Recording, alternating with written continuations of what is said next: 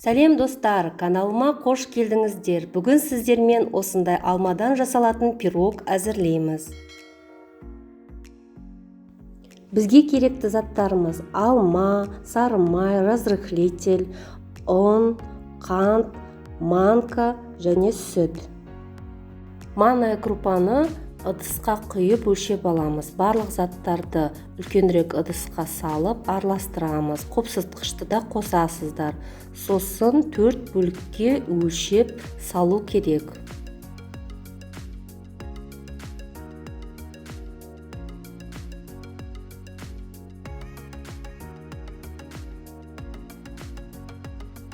Алмамызды жақсылап тазартып, ортасындағы дәндерін алып тастап, теркамыздың үлкен тісінен өткізіп аласыздар.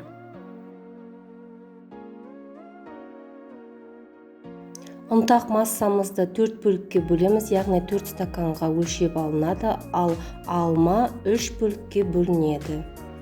Формамыздың астына пергаментный қағазымызды төсеп, жан-жағына май жағып аламыз. Ең бірінші ұнтақ бөлшегімізді сеуіп аламыз. Одан кейін 3-ке бөлінген алманың бір бөлшегін салып, бір келкі ғып жайып шығасыздар.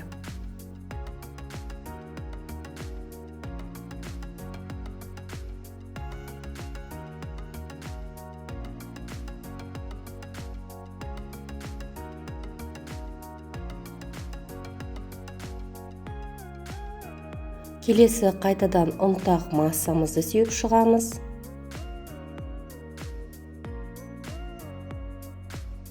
Осылай кезекпен кезек барлық массамыз біткенше салып шығасыздар.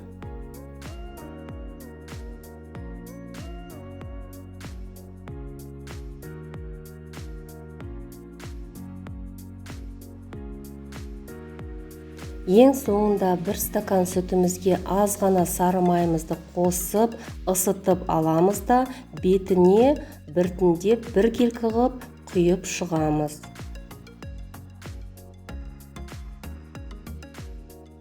Құйып шыққаннан кейін шанышқымен осылай жасап шығасыздар.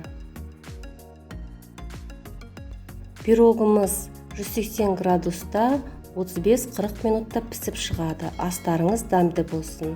Сіздермен болған Нұржамал.